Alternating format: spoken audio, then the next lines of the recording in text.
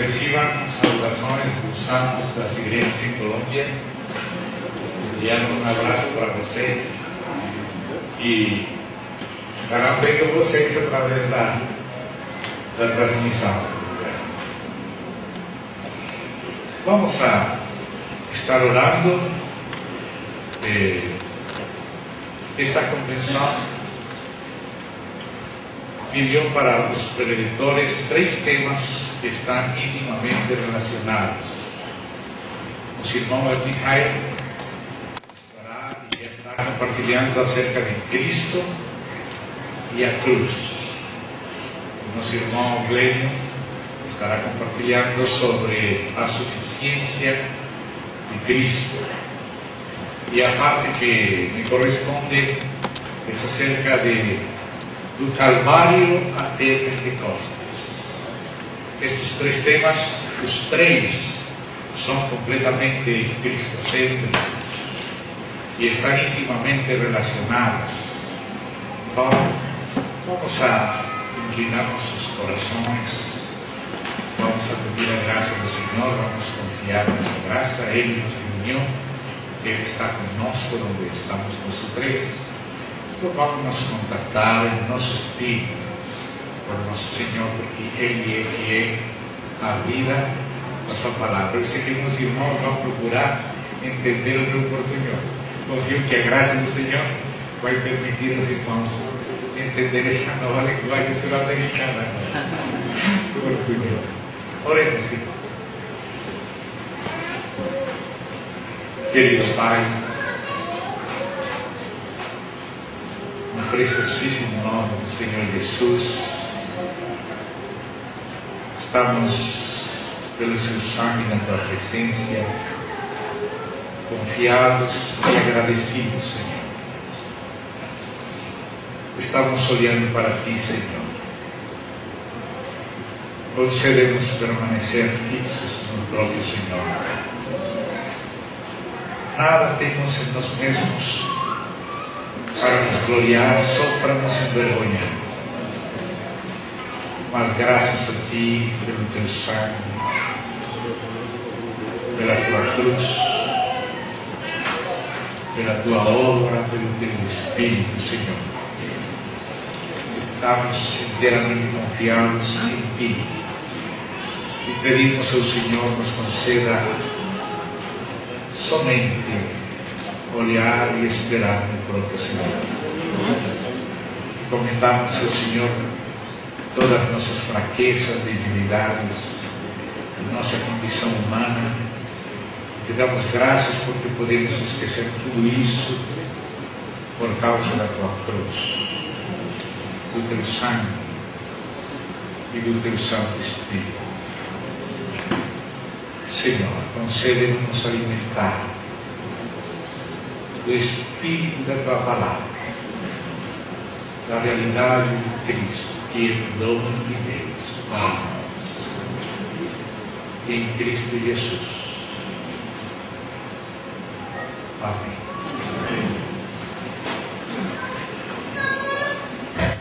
Inicialmente, irmãos, para a parte que hoje vamos estar vendo, vamos começar lendo o verso na Epístola aos Hebreus. Vamos para Hebreus, capítulo 3. E vamos estar aí lendo versos 5 e 6. A maneira de epígrafe, só para iniciar e entender por que vamos começar por aqui. Disse o escritor pelo Espírito: e Moisés era fiel em toda a casa de Deus como servo para testemunho das coisas que haviam de ser anunciadas.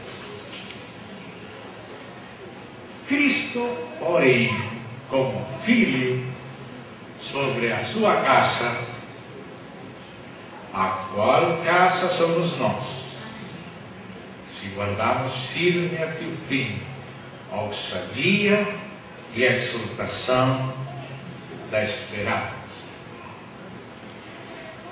A frase que neste momento gostaria de sublinhar é essa segunda parte do verso 5. Para testemunho das coisas que haviam de ser anunciadas. Coisas que haviam de ser anunciadas. Essas coisas são as coisas próprias do Evangelho, as coisas próprias do Novo Testamento, as coisas próprias do mistério de Cristo, que tem cabeça e que tem corpo. Mas Deus usou a Moisés. Deus esteve detrás de Moisés. A graça de Deus, a direção do seu Espírito, estiveram trabalhando juntamente com Moisés. Porque Moisés estava realizando coisas no plano da tipologia, no plano dos símbolos, no plano das figuras. Mas todos aqueles símbolos e figuras sinalavam para o que viria, testemunho das coisas que haviam de ser anunciadas. Essas coisas a ser anunciadas são o Evangelho de Deus, o Evangelho da graça de Deus, o Evangelho do reino de Deus, a economia ou a administração da graça de Deus. Então, estes versos e outros que estão no mesmo espírito, tanto nesta epístola como em outras do Novo Testamento, não somente nos permitem, acho que até nos obrigam a ler o Antigo Testamento com a chave do Novo Testamento. Precisamos do Novo Testamento para compreender corretamente o Antigo. E, ao mesmo tempo, o Novo nos fala que o Antigo serve para compreender melhor o próprio Novo. Porque Moisés foi fiel para testemunho, não somente do que aconteceu na época dele, mas para testemunho das coisas que haviam de ser anunciadas. Por isso, na segunda epístola de Paulo aos Coríntios, no capítulo 3, Paulo fala que existem duas maneiras de ler a Moisés. Podemos ler a Moisés com um véu no entendimento, olhando somente para fora, olhando aqueles mandamentos, aqueles ritos, aqueles móveis, aquelas disposições do santuário, mas sem compreender o seu sentido espiritual, como pode acontecer ainda com os israelitas que não têm recebido Cristo. Mas disse o apóstolo Paulo que quando nos convertemos a Cristo, aquele véu é tirado de nós e podemos olhar além do véu, ver o sentido espiritual. Aqueles sacrifícios representavam o sacrifício de Cristo. Aquele tabernáculo, aquele templo, representava a verdadeira casa de Deus, que é a igreja do Deus vivo. E outras disposições, como fala em Hebreus capítulo 9, depois de descrever aquelas disposições do lugar santíssimo e seus móveis e o lugar santo, diz que tudo aquilo é como um exemplo para nós, que o Espírito Santo quer dar a conhecer através daquelas disposições, ritos, móveis. Ele quer dar a conhecer coisas próprias do Novo Testamento. Então, irmãos, vamos estar vendo a Cristo com a ajuda do testemunho que foi preparado por Deus, para que conhecêssemos melhor a Cristo. Porque o assunto de toda a palavra de Deus, desde Gênesis até Apocalipse, é o mistério de Cristo. Se lemos alguma porção da palavra de Deus e não estamos encontrando a Cristo ali, temos que ler de novo.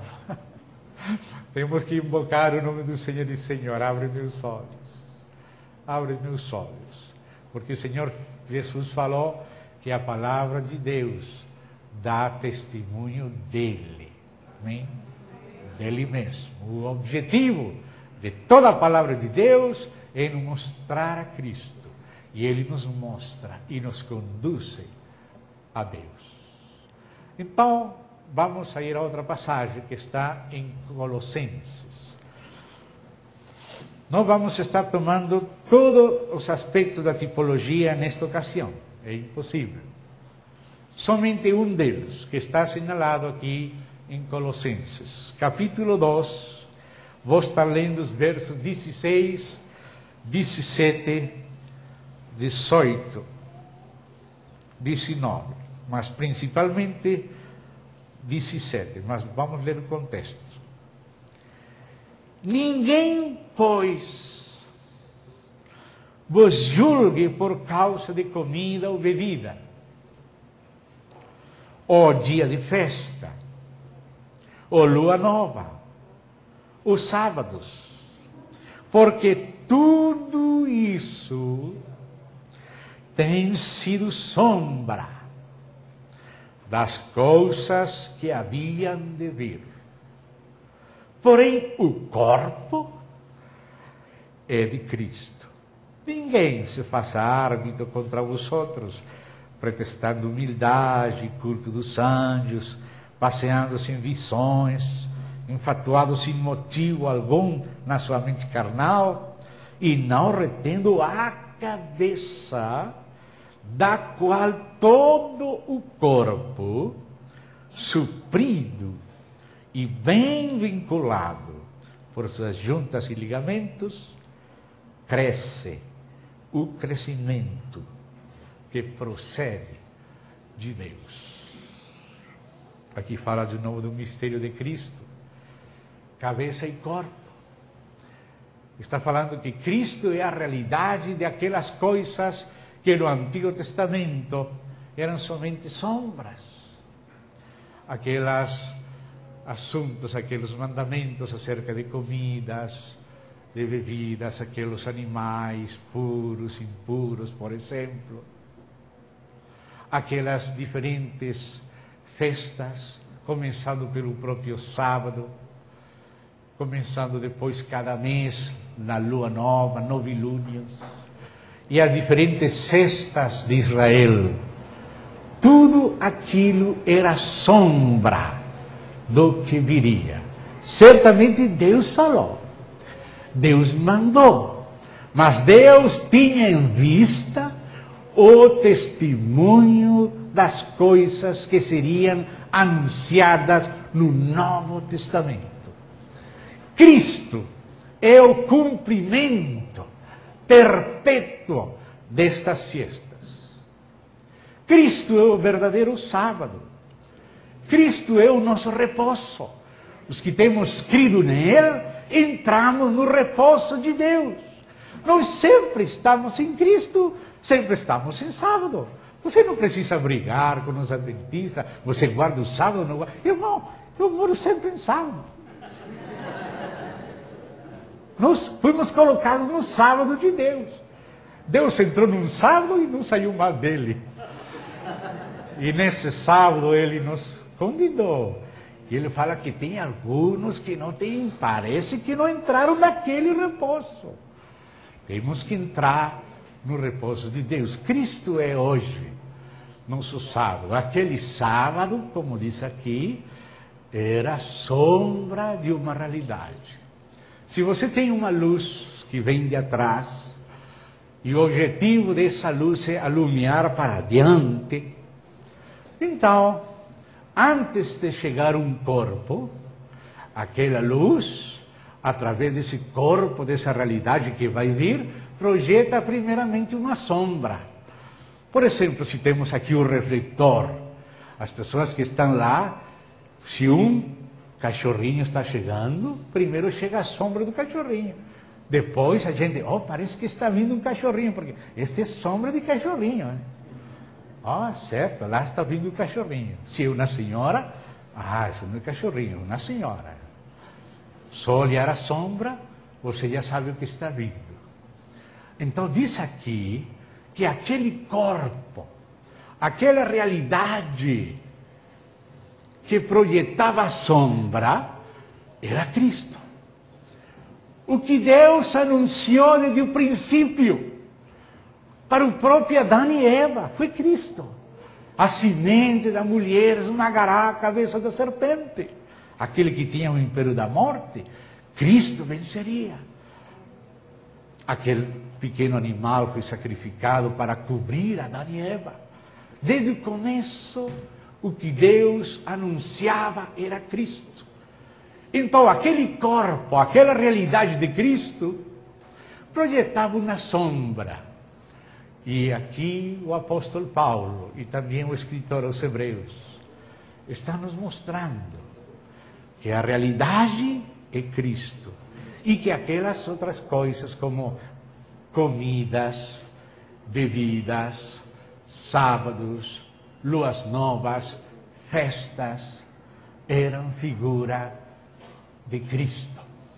Olhe de novo comigo, verso 16 e 17.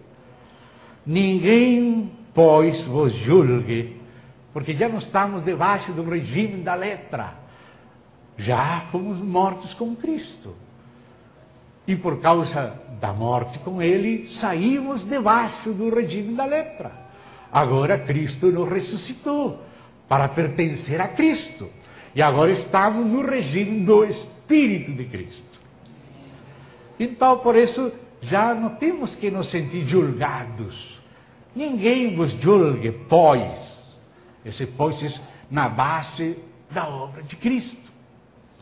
Ninguém, pois, vos julgue por causa de comida ou bebida, ou dia de festa, ou lua nova, ou sábados, porque tudo isso tem sido sombra das coisas que haviam de vir. Porém, o corpo, aquela realidade que produz a sombra, é de Cristo. Ou seja, que Deus quer nos mostrar Cristo detrás de aquelas sombras. Porque tudo aquilo são sombra de Cristo.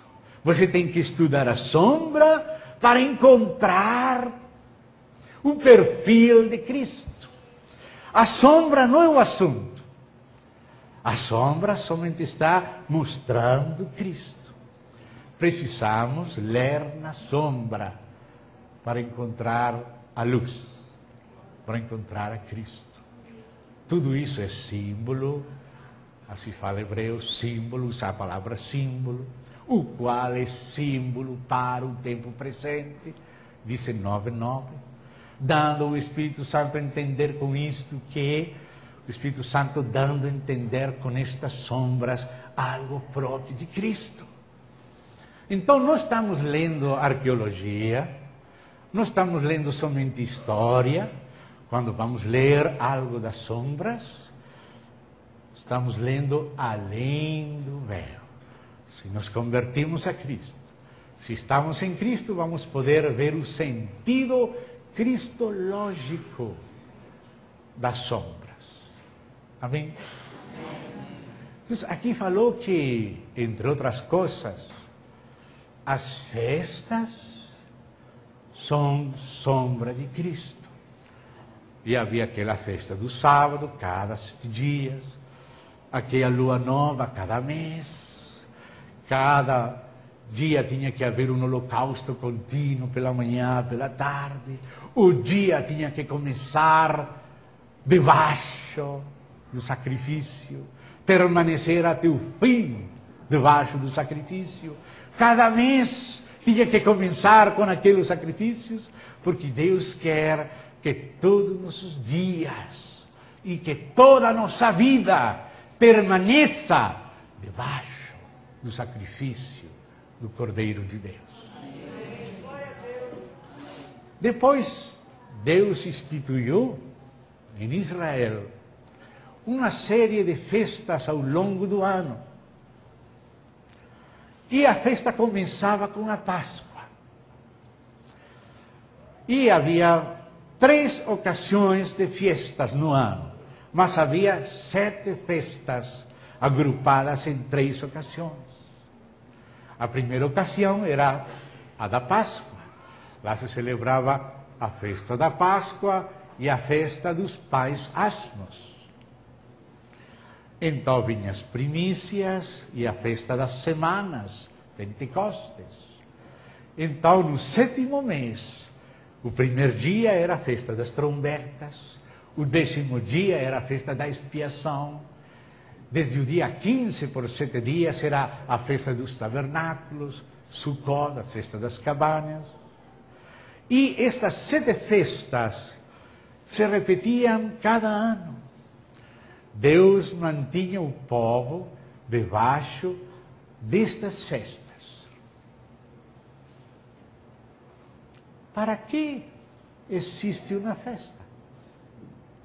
Por que Deus usa essa figura que os homens usamos? Um dia de festa não é um dia comum. Um dia comum não é festa. Mas o dia de festa é para lembrar algo especial. É para chamar a atenção a algo fora do comum, algo extraordinário. Por exemplo, o Brasil tem suas datas especiais de festa. Dia da Independência do Brasil, por exemplo. Aquelas coisas especiais que tiveram significado em Brasil, são lembradas por uma festa. E assim também Deus estabeleceu um ciclo de festas. Mas aqui o Espírito Santo nos está falando por Paulo que aquelas festas são sombra de Cristo. Ou seja, que Deus, através das festas, quer sublinhar algo especial e significativo de Cristo que nós precisamos compreender. Cada festa está mostrando um aspecto da obra especial de Cristo por nós. Primeiro, Deus queria que o povo vivesse debaixo dessas festas. Mas essas festas estavam ensinando o povo acerca de um significado profundo, verdadeiro, espiritual que viria. Quando o Senhor Jesus morreu na cruz, aqueles irmãos que tinham o Espírito Santo começaram a compreender a razão de todos aqueles sacrifícios que Deus havia ordenado. Mas aqueles sacrifícios eram de várias classes. Havia sacrifício pelas transgressões, sacrifício pelo pecado, sacrifício de paz, holocausto totalmente queimado, e havia outras ofertas de manjares, aquelas de farinha, flor de farinha, amassada com azeite, naqueles canastos. Tudo isso apontava, sinalava para Cristo. Cristo morreu somente uma vez, mas muitas vezes muitos cordeiros, becerros, machos cabrios, palominos, tórtolas, morreram. Nas grandes festas que se lembram no Antigo Testamento, milhares de animais eram mortos, mostrando a riqueza da obra de Cristo no Calvário. Mas por que aquele sacrifício único de Cristo, feito somente uma vez, para sempre? Porque foi simbolizado, representado de tantas e variadas maneiras. Porque o que o Senhor fez na cruz é muito rico e muito profundo. E Deus tinha que señalar a profundidade da obra de Cristo feita na cruz. Começou pela Páscoa, aí no livro de Êxodo, no capítulo 12, se vocês querem me acompanhar um momentinho, se alguém tem um copinho d'água, por favor. Êxodo capítulo 12.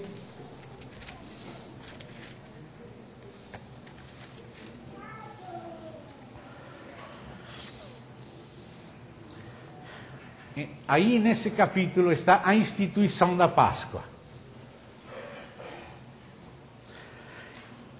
E diz assim: disse o Senhor a Moisés e Arão na terra do Egito: este mês, ou seja, o mês de Abib, que foi também chamado de Nissan, fica mais ou menos a segunda quinzena de março, a 1ª de abril. Hoje em dia é chamado Semana Santa.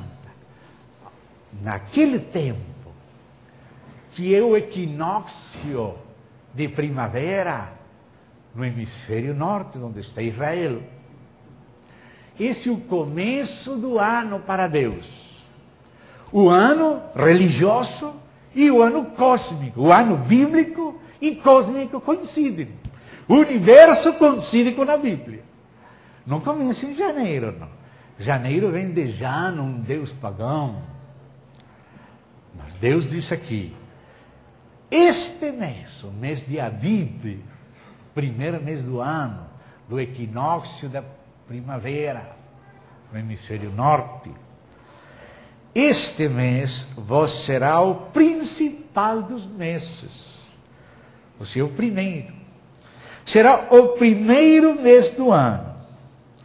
Falai a toda a congregação de Israel, dizendo: aos 10 deste mês, cada um tomará para si um cordeiro, segundo a casa dos pais, um cordeiro para cada família.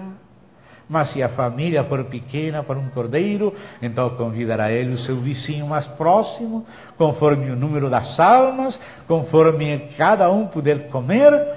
Por aí calculareis quantos bastem para o cordeiro. O cordeiro será sem defeito, macho de 1 ano. Podereis tomar um cordeiro ou um cabrito e o guardareis até o 14º dia deste mês. O dia 14 de Nissan, o Senhor Jesus Cristo foi pego para então ser crucificado no dia 15. Já Deus estava anunciando tudo. O começo de tudo, o começo do ano é a primeira festa, a Páscoa. Irmãos, se Cristo, o Cordeiro de Deus, não tivesse morto por nós, e se nós não estivéssemos debaixo do seu sangue, e comendo e vivendo por Ele, não teríamos começo. Só teríamos um final ruim, um final amargo.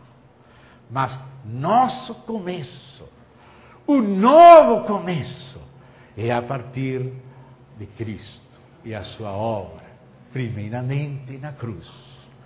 E então, claro, na ressurreição, na ascensão, o envio do seu Espírito, na sua intercessão, na sua volta, Ele vai completar a sua obra. Mas tudo começa pela Páscoa.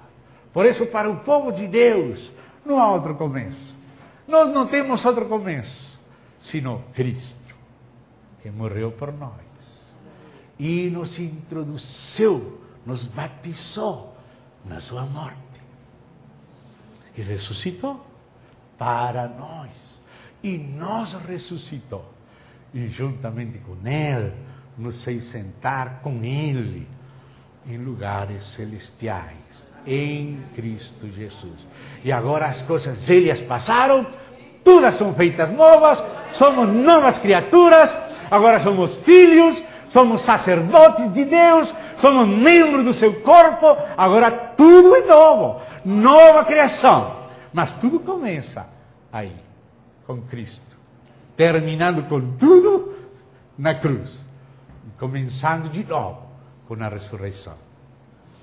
Então, todas estas festas nos falam de diferentes aspectos de Cristo. Quando Paulo olhava para aquelas festas, ele via Cristo.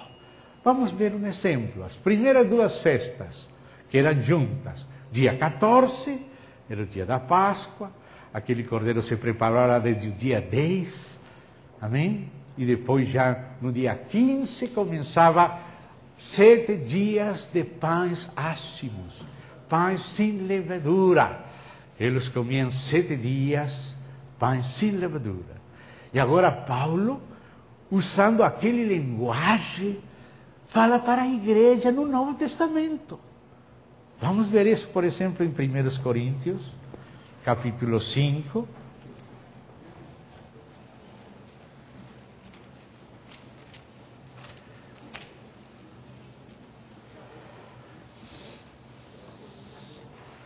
Vamos ler de versos 7 e 8.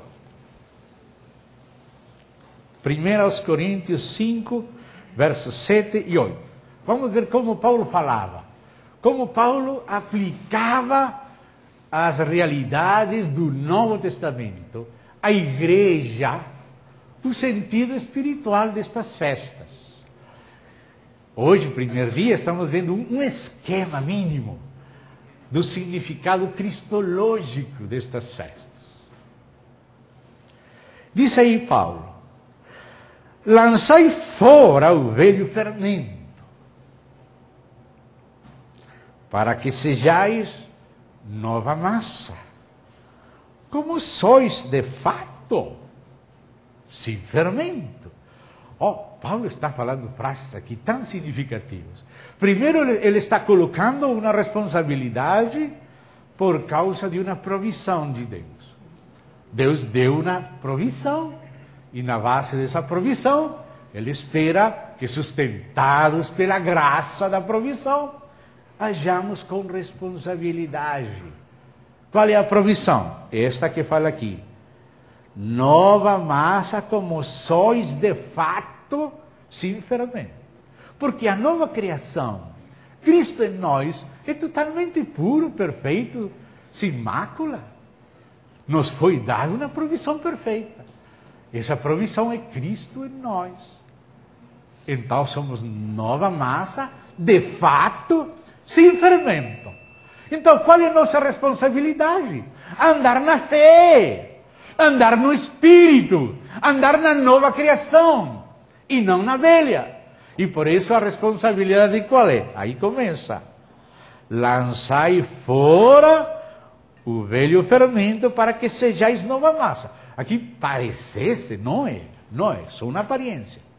Porque as coisas espirituais parecem que têm duas caras, e às vezes parece que se contradizem, mas não é contradição, são dois fatos. Por uma parte diz, para que sejais. E por outra parte, no mesmo verso, a continuação diz, como sois de fato. Como isso? Sois de fato sem fermento? Então disse: lançai fora o velho fermento, para que sejais nova massa. Que sejais ou sois? Sois de fato ou que sejais? Qual dos dois é a palavra de Deus? Os dois é a palavra de Deus. O mandamento de lançar fora para ser nova massa está baseado na provisão. Deus não está mandando você fazer uma coisa que Cristo não fez primeiro para você. Primeiro Cristo fez para você.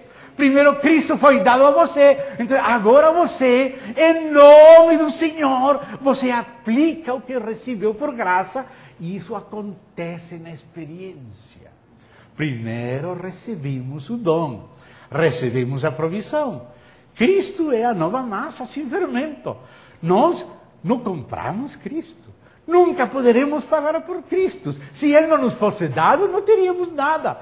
Mas Deus nos encontrou mortos em delitos e pecados. E com grande amor nos amou.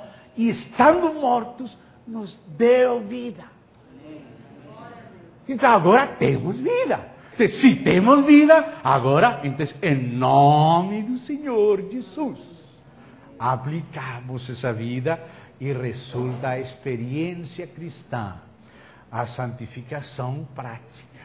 Primeiro, Cristo é nossa santificação. Se andamos nele, resultamos vivendo uma vida santa. A Bíblia fala de Cristo como nossa vida e também fala de Cristo como nosso viver. Cristo é nossa vida como provisão e nosso viver como usufruto em fé da provisão que é nossa pelo Espírito. Não é a contradição. Parece, mas não é. Então, voltemos a ler esse verso aí. Lançai fora, essa é vossa responsabilidade, porque vocês são filhos, vocês foram constituídos justos em Cristo, por isso, em nome dele, lançai fora o velho ferramento, para que sejais, estes, na experiência, no usufruto, nova massa, como sois de fato. Aqui Paulo está falando em fé. Irmão, isso pode ser assim porque vocês já de fato são filhos. Vocês já nasceram, vocês já têm a natureza divina, Cristo já mora em vocês, o Espírito está para garantizar a vossa caminhada. Então diz, de fato sois, como sois de fato sem fermento. Pois, por que isso é assim? Qual é a base? Pois, essa é a base, pois também Cristo, nosso Cordeiro Pascal, foi imolado. Então, a base é um fato jurídico. Mas o resultado é uma experiência viva, orgânica, em nosso ser, em nossa vida. Os fatos jurídicos realizados na cruz por Cristo são aplicados pelo Espírito. Nós somente temos fatos jurídicos. Temos também o Espírito, que nos comunica a vida e o logro e a vitória de Cristo. Às vezes somente vemos o aspecto jurídico e não vemos o aspecto vital. E às vezes queremos imitar com nossa própria carne o aspecto vital, sem estar baseado no dom de Deus. As duas coisas estão erradas. Mas mais erro é começar por nós mesmos. Temos que começar crendo no ato jurídico da morte expiatória de Cristo. Amém? Amém. Mas isso tem que produzir. Não somente foi feito alguma coisa por nós, também tem que produzir pelo Espírito algo em nós. O Senhor não somente fez algo por nós, Ele também fez algo em nós. São duas coisas complementares, uma na base da outra. Então Paulo aqui está falando com a linguagem da Páscoa. E está falando para a igreja. Cristo é nossa Páscoa. Cristo já foi o Cordeiro Pascual. Por isso, nessa base, já somos nova massa.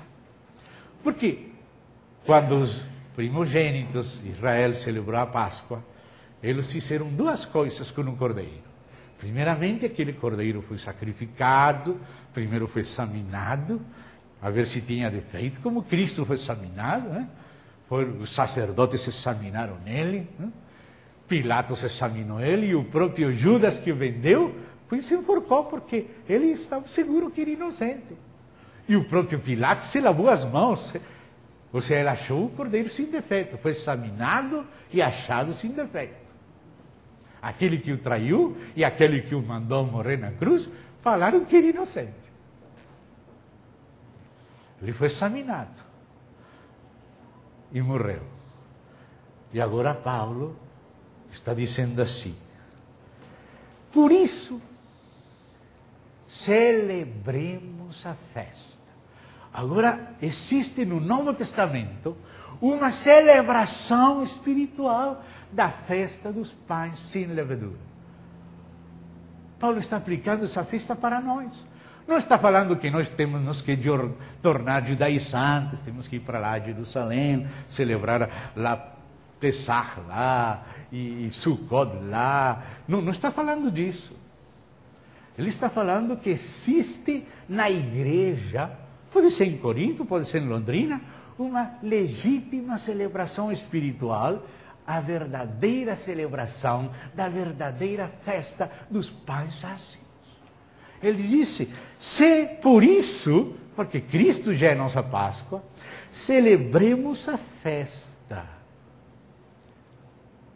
Paulo nos está exortando a nós hoje celebrar a festa dos pães ácimos. Diz, não com o velho fermento, nem com o fermento da maldade, de malícia. Agora, aquele fermento cobrou seu verdadeiro sentido. Maldade, malícia, isso era o que representava aquele pão com fermento. Mas o pão sem fermento é Cristo como nosso alimento.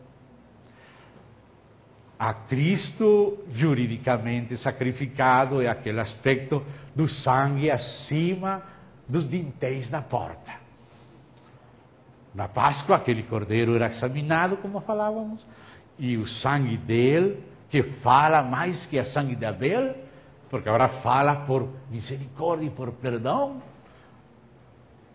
era colocado acima dos dintéis da porta. E quando o anjo do juízo de Deus ia entrar a aplicar o juízo, Deus disse, eu verei o sangue e passarei de vós. Verei o sangue. Deus vê o sangue do cordeiro. E ele não pode entrar e julgar, porque aquele sangue fala que o cordeiro foi feito pecado por nós. Ele foi julgado. E nós fomos julgados nele. Ele foi julgado por nós. Nosso juízo, que merecemos de morte, veio sobre ele. Então existe um aspecto jurídico. Estamos debaixo do sangue. Mas Deus providenciou que juntamente com a festa da Páscoa, imediatamente, o seguinte dia 14, foi a Páscoa. Mas dia 15 tem que comer aquela carne do cordeiro com pães ácimos. Tem que se alimentar. Nós nos tornamos naquilo do qual nos alimentamos. Nosso alimento é que nos constitui. Então existe um outro aspecto diferente do aspecto jurídico. É aquele aspecto constitutivo. Já não é uma operação por nós, sino também, juntamente com ela, uma operação em nós. Como falou o Senhor Jesus, o pão que eu darei é a minha carne, a qual eu darei pela vida do mundo. Para que a gente que estava perdida no mundo pudesse viver, tinha que ser perdoada, mas tinha também que ser reconstituída. As pessoas tinham que nascer de novo e tinham que viver por Cristo. Não somente perdoados por Ele, mas também regenerados, sustentados, socorridos por Ele. Então, por isso, não havia somente a festa da Páscoa. A festa da Páscoa, o começo, e nos fala do aspecto jurídico da morte de Cristo. Mas esse cordeiro, com pães sem levadura, aqui também falavam dele, ele pegou, quando estavam celebrando a Páscoa, ele pegou daqueles pães sem levedura. Porque eram esses os pães que acompanhavam o cordeiro pascual. E quando ele estava com os apóstolos comendo da Páscoa, tinha aquele pães sem levadura.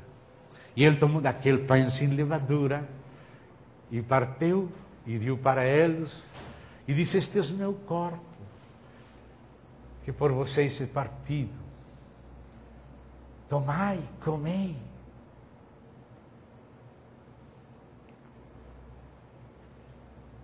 Ele falou que tínhamos que comer dele.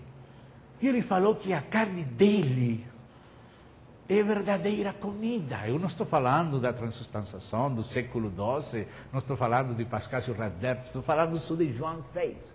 João 6, por favor. Deixa essa transubstanciação de Pascasio Radberto, discussões com Berengário, deixa lá na Idade Média. Voltemos mais atrás, vamos a João 6. Vamos falar como ele falou. Ele falou que ele está falando coisas espirituais.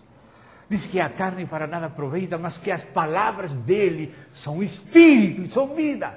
E ele falou: minha carne é verdadeira comida. E o meu sangue é verdadeira bebida. Verdadeira. Para a vida eterna. A carne física alimenta só o corpo físico. O vinho físico alimenta só. Pode ajudar um pouquinho o coração, o estômago, como fala Paulo aí para Timóteo, que se tem problema do estômago, pode tomar um pouquinho de vinho, está bom, não tem problema. Um pouquinho. Tenho que acrescentar nessa explicação. Um pouquinho. Mas ele está falando espiritualmente. Aquele que come minha carne, vive meu sangue, tem vida eterna, eu vou ressuscitar no dia postreiro. Cristo está falando que Ele é nossa vida espiritual, que da mesma maneira como Ele vive pelo Pai, Ele não vive somente por si mesmo, Ele depende do Pai, do socorro do Pai, Ele vive pelo Pai, aquele que come de mim, viverá por mim. Então Ele está falando de viver por Cristo. Ele morreu por nós. Mas Ele também é nosso alimento. E Ele pegou aquele pão e disse: comei, tomai e comei. Nós temos que comer dos pães sácimos. E por isso fala Paulo que aqueles pães sácimos são sem malícia, sem maldade. Aquela levedura já não é levedura física, como os apóstolos estão preocupados, mas como vamos fazer? Não trouxemos pão, por isso está falando isso. Disse: mas você não lembra, disse o Senhor. Quantas pessoas havia lá? E quantos pães tinha aquele menino? E não comeram todos e sobrou? Ele não está falando daquele pão físico. Fala: se guarda da levedura dos fariseus. Ou seja, a vida religiosa falsa, que não está na graça, sino que está na religião, nas posturas. Jesus está falando de viver pela graça infusa e não só imputada. Imputada primeiramente, o aspecto jurídico. Ele morreu por nós, mas Ele também é nossa vida. Ele nos fez novas criaturas. E o novo homem, diz Efésios, foi criado na justiça e santidade da verdade. O novo homem foi criado na justiça e santidade da verdade. O novo homem já é justo. O novo homem não tem nada de injusto. O novo homem já é santo. Não está falando somente de algo jurídico. Está falando também de algo que Ele nos deu. Ele não somente morreu por nós. Ele também é nossa vida. Nosso pão de vida. Pão vivo nos deu a comer. E esse pão vivo é Ele mesmo. Por isso o aspecto da festa tem o aspecto jurídico da Páscoa. O Senhor vê o sangue e o juízo não cai sobre nós. Mas Ele precisa fazer algo mais que nos perdoar. Ele precisa nos refazer. Ou senão somente vai estar nos perdoando sempre. Claro que Ele nos perdoa sempre, mas Ele fez algo mais que nos perdoar. Ele nos regenera. Ele nos dá sua própria vida e espírito. Nos dá sua própria natureza. Nos fez novas criaturas. Ele é nosso alimento. Então, algo que é jurídico tem um resultado prático. Ele fez por nós e também Ele faz em nós. Então, aqueles pães representavam esse outro aspecto. Esse foi que Ele pegou na ceia. E falou de que nós temos que alimentar dele, do próprio Senhor, pela fé, espiritualmente. Os judeus não entendiam como vamos comer por ele, nós somos caníbais. Dura esta palavra que ele está falando. E não seguia mais ele, mas está falando coisas espirituais. E os discípulos, na mente natural, não entendiam, mas no espírito compreendiam que é uma palavra de vida. Porque ele nos dá vida. Ele morreu e também nos dá vida. Mas aquela festa não era a última festa, somente a segunda que vinha junto com a primeira, no mês de abril, de 15 até 21 de abril. Mas o Senhor estabeleceu uma outra festa também, a festa das primícias. Se lembram? As festas são apresentadas no Antigo Testamento em Êxodo, no capítulo 23 e no capítulo 34. Logo em Levítico, no capítulo 23 também. Logo em Números, capítulo 28 e capítulo 29. E Deuteronômio, capítulo 16. Naqueles 6 capítulos, 2 de Êxodo, 2 de Números, 1 de Levítico, 1 de Deuteronômio. Estão descritas com detalhes as festas e a ordem das festas. E todas estas festas são sombra de Cristo. Algum aspecto especial da obra de Cristo, da sua pessoa e da sua obra. Deus queria señalar com essa festa. Uma festa é para chamar a atenção, para lembrar. Fazei memória de mim, falava o Senhor. O dia da Páscoa, Ele instituiu a ceia do Senhor, para fazer memória, para sempre ter presente. Este é um outro aspecto. E depois outro, e outro, e outro. 7 aspectos. Obra completa de Cristo. 7 festas. Então vem aí, na ordem, a festa das primícias. As primícias. Também, como fala Colossenses 2, 16 e 17, também a festa das primícias é sombra de Cristo. Se haverá primícias no povo de Deus, é por causa de ter a Cristo como primícias. Não poderemos nós ser primícias se Cristo não fosse primeiro Ele primícias. Então, as primícias, da qual habla primeiramente, não unicamente, mas primeiramente a palavra de Deus, é o próprio Cristo. Todas as 7 festas são sombra de Cristo. Portanto, a festa das primícias também é sombra de Cristo. Aqui mesmo, em 1 Coríntios, mas no capítulo 15, aí aparece que Cristo é as primícias.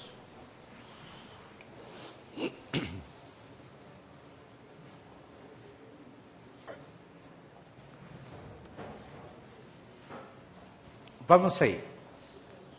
1 Coríntios, capítulo 15. Primeiramente vamos ler o verso 20. Verso 20. Mas de fato, Cristo ressuscitou dentre os mortos, sendo Ele as primícias dos que dormem. Então, aqui estamos vendo que Cristo é as primícias dos que dormem. aquela festa das primícias nos fala primeiramente do próprio Cristo. E aí, nessa mesma base que falou no verso 20, chega no verso 23. Agora eu vou ler o verso 23, como está nesta tradução Ferreira de Almeida. Aqui tem outra tradução de Reina Valera. Mas vou falar como fala o grego. Eu sei que nosso irmão tem o grego aqui na mão, porque sempre está pesquisando. Ele vai conferir se o que estou falando é verdade ou mentira. Verso 23. Lembre-se, o mesmo Paulo, pelo mesmo Espírito que falou no verso 20, que Cristo é as primícias, continua falando a mesma coisa no verso 23. Só que estas traduções, porque o grego não dá pé para essa interpretação, mas as traduções dão pé para alguma interpretação. Mas diz assim, esta tradução, revista atualizada no Brasil de Ferreira de Almeida, que concorda com a tradução de Reina e Valera dos 60. Está falando da ordem da ressurreição. Paulo está falando da ordem da ressurreição.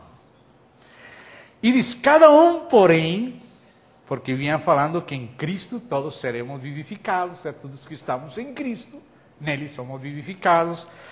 Diz, cada um, porém, por sua própria ordem. Qual é a própria ordem? Uma ordem apropriada da ressurreição. Aqui diz, Cristo, vírgula, as primícias, ponto e vírgula. Depois, os que são de Cristo, vírgula, na sua vinda, ponto. E então, virá o fim, quando ele entregar o reino ao Deus e Pai, quando houver destruído todo o principado, vem como toda a potestade e poder. Então, a ordem apropriada da ressurreição é Cristo, as primícias.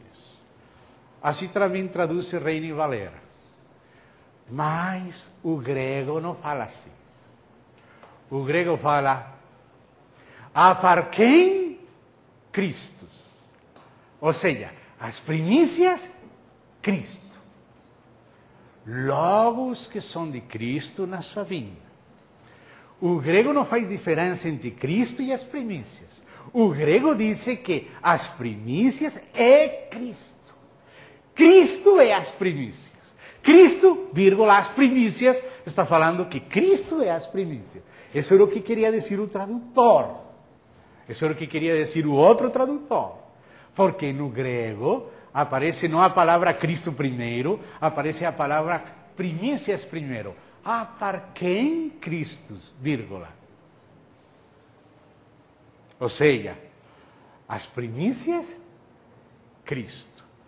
Não podemos, acho que na honestidade, interpretar que Cristo é um e que as primícias é outro, porque a festa das primícias, da qual usa esta expressão, é, como as demais festas, sombra de Cristo.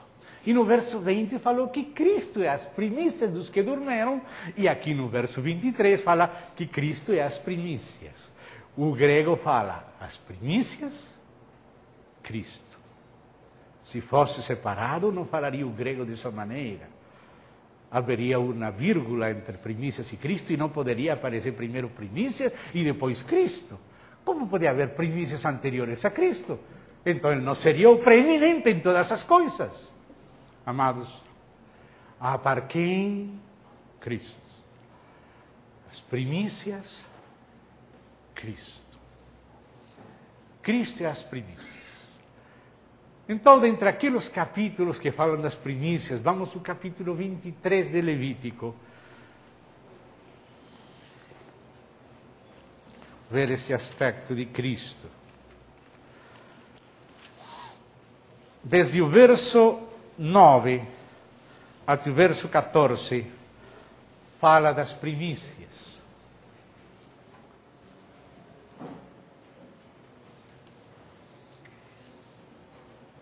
E diz assim,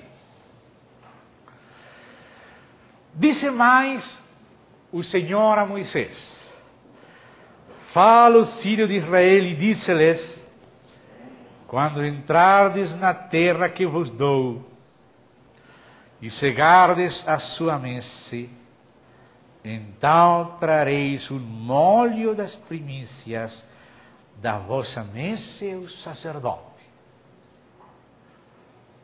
Aqui está falando quando entrais na terra. Essa nova terra é figura da nova criação, agora em Cristo. Então tem que pegar o molho de primícias, essa é figura de Cristo. Cristo ressurreto e as primeiras primícias que se apresentam diante de Deus no dia seguinte ao sábado, ou seja, ao domingo, porque Cristo ressuscitou dia domingo. Então diz aí, o sacerdote, como figura de Cristo, moverá o molho perante o Senhor para que sejais aceitos. Olha essa frase.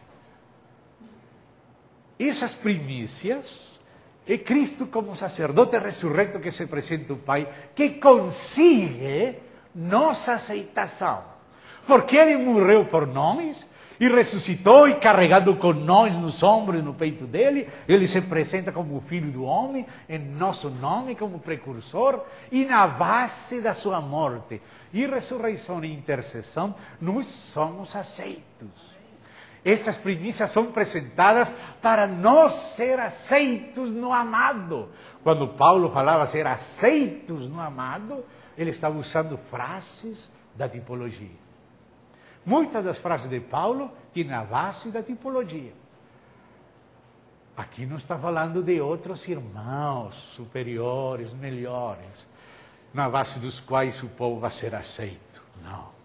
Está falando do Senhor Jesus Cristo ressuscitado. Ele é as primícias do ressurreto dentre os mortos. Ele se apresenta para nós ser aceitos. Na base do seu sacrifício, e a sua ressurreição demonstra que foi aceito e que ele, em verdade, é o Filho de Deus e é recebido na glória e ele vai em nosso nome.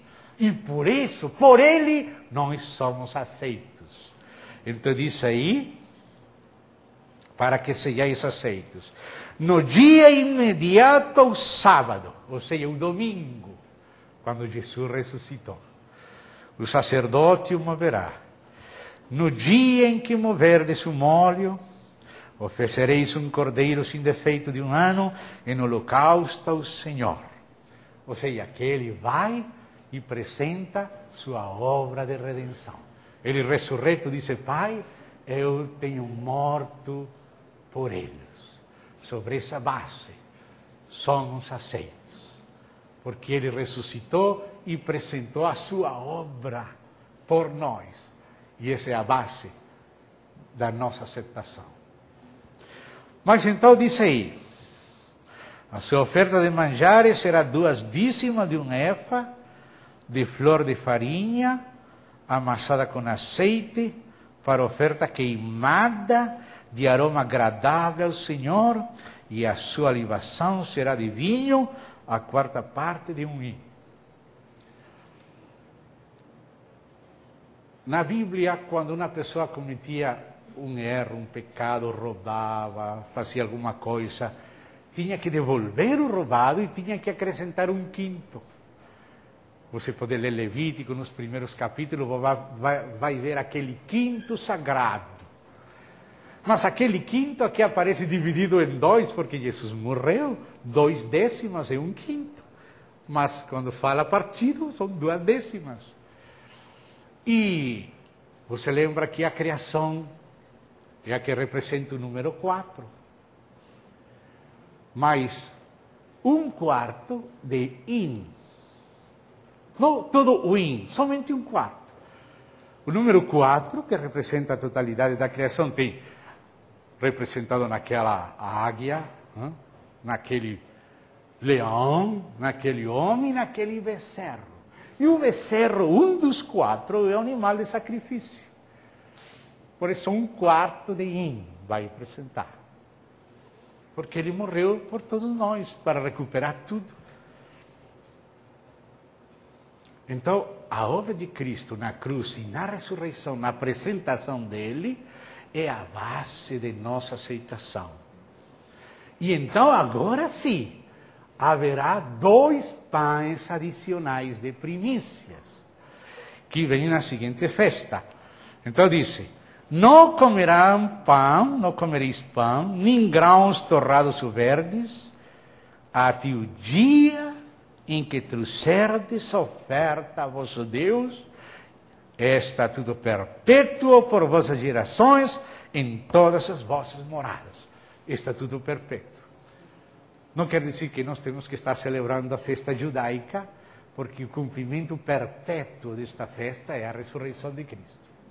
Quando nós estamos em Cristo ressurreto, estamos na celebração perpétua da festa das primícias. Por isso nós sempre estamos em sábado, sempre estamos em Páscoa, sempre estamos em ressurreição, sempre estamos no Espírito, sempre temos advogado, estamos esperando Ele, sempre. Cristo é o cumprimento perfeito. Deus falou que aquelas festas eram de estatuto perpétuo. E por isso alguns judaizantes querem celebrar de novo o aspecto exterior da festa, mas o sentido e a realidade da festa é Cristo. E Cristo é o cumprimento perfeito da festa. Você não tem que ser julgado, mas você está abandonando as festas, você não está guardando os... Como que não? Eu vivo em Cristo. Se estou em Cristo, estou no sábado. Sempre estou no sábado. Lunes, martes, segunda, terça, quarta, separado no sábado. Páscoa, sempre Páscoa. Sempre que estamos debaixo do sangue, estamos no Páscoa. Quando estamos vivendo em Cristo, estamos celebrando a festa do Sábado. Como Paulo fala à igreja, celebremos a festa do Sábado. Como celebramos? Não precisamos do candelário, não precisamos de assuntos externos, precisamos estar em Cristo. Quando estamos em Cristo, estamos na celebração com validade perpétua das festas. Porque todas as festas eram sombra de Cristo, mas Cristo é a verdadeira realidade da festa. Aquela outra era só a sombra, mas a realidade da festa, o sentido, a consistência, a substância dela é Cristo. Então, não pense que você não guarda mais as festas, não. Você é que guarda as festas, quando está em Cristo. Amém? Você é que guarda, você que está na festa sempre. Você está na celebração sempre, enquanto está em Cristo. Amém? Ah, meu Deus. Se acabou?